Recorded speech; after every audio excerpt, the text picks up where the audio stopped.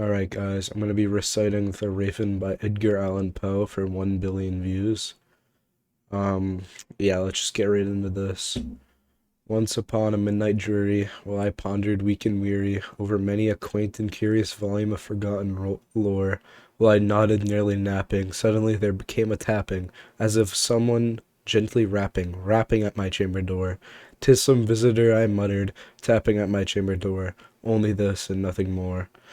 Distinctly I remember, it was in the bleak December, and each separate dying ember wrought its ghost upon the floor. Eagerly I wished the morrow, vainly I had sought to borrow from books a case of sorrow for the lost Lenore, for the rare and radiant maiden whom the angels named Lenore, nameless here forevermore.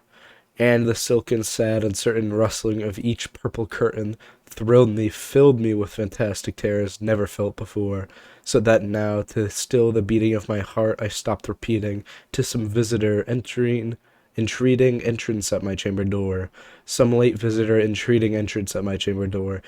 This is it, and nothing more." Presently my soul grew stronger, hesitating then no longer. "Sir," said I, "or madam, truly your forgiveness I implore.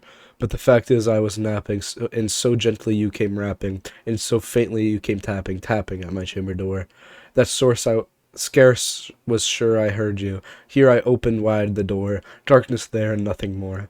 Deep into the darkness peering, long I stood there wandering, fearing, doubting, dreaming dreams no mortal ever dared to dream before. But the silence was unbroken, and the stillness gave no token, and the only word there spoken was the whispered word, "Lenore."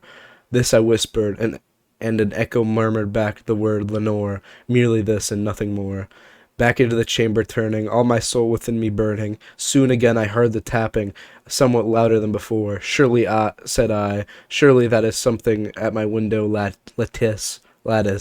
Let me see, then, what threat is, and this mystery explore. Let my heart be still at a moment, and this mystery explore. 'Tis the wind and nothing more." Open here I flung the shutter, when, with a many flutter, in there stepped a stately raven of the stately days of yore. Not the least in this made he, not a minute stopped or stayed he, but, with a mane of lord or lady, perched above my chamber door, perched upon a bust of Pallas just above my chamber door, perched and sat, nothing more. Then this ebony bird beguiling my sad fancy into smiling, by the grave and stern decorum of the countenance it wore, "Thou, thy crest be shorn and shaven, thou," I said, "art sure no craven, ghastly, grim, and ancient raven, wandering from the nightly shore.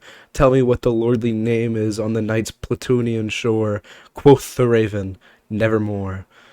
Much I marveled this ungainly fowl to hear discourse so plainly, though its answer little meaning, little relevancy it bore, for we cannot help agreeing that no living human being ever yet was blessed with seeing a bird above his chamber door, bird or beast upon the sculptured bust above his chamber door, with such a name as Nevermore.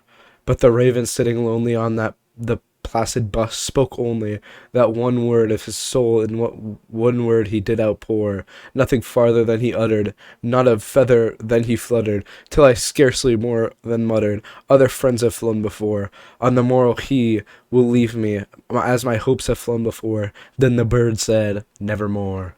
Startled as the stillness broke by reply so aptly spoken, "Doubtless," said I, "what utters is it? Only stock and store, caught from some unhappy master, who, unmercifully disaster, followed fast and followed faster, till the songs one's burden and bore, till the duress of his hope, that melancholy burden bore, of nevermore."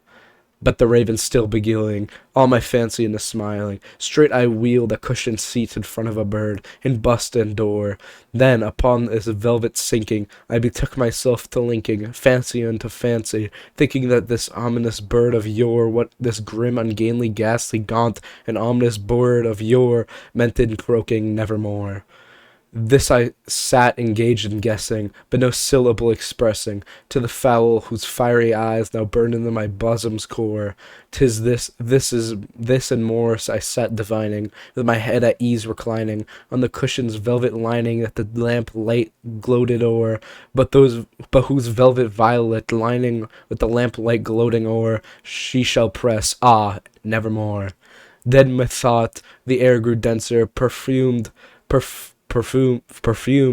from an unseen censer, swung by seraphim whose foot falls tinkled on the tuft floor. Wretch, I cried, thy God hath lent thee, by these angels he hath sent thee, respite, and nepenthe from memories of Lenore. Quaff, oh quaff this kind nepenthe, and forget this lost Lenore. Quoth the raven, nevermore. Prophet, said I, thing of evil, prophet still, if bird or devil, whether tempter sent, or whether tempest tossed thee here ashore, desolate, yet all undaunted, on this desert land enchanted, on this home by horror haunted. Tell me truly, I implore, is there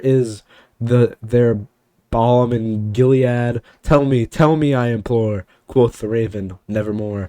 Prophet, said I, thing of evil, prophet still, if bird or devil, by the heavens that bent above us, by the God we both adore, tell this soul sorrow laden within the distant Aidenn, it shall clasp a sainted maiden whom the angels name Lenore, clasp a rare and radiant maiden whom the angels name Lenore. Quoth the raven, nevermore.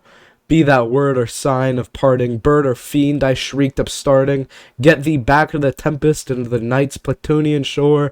Leave no black plume as a token that lie on the soul hath spoken. Leave my loneliness unbroken. Quit the bust above my door. Take thy beak from out my heart, and take them form from off my door. Quoth the raven, nevermore. And then the raven, never flitting, still sitting on that pallid bust of Pallas just above my chamber door. And his eyes have all the seeming of a demon's that is dreaming, and the lamp light o'er him streaming throws his shadow on the floor, and my soul from out that shadow that lies floating on the floor shall be lifted nevermore. Thank you. Can you please watch and send so I can get 1 billion views on this video? I'd really like that so I can make a lot of money and become famous and not have to get a job. I'd really appreciate that. And happy Halloween, because it's October 31st if you live in the US. Um yeah, please give me 1 billion views, please. I'd really appreciate that. I did just read the entirety of The Raven with passion. Um yeah, that's about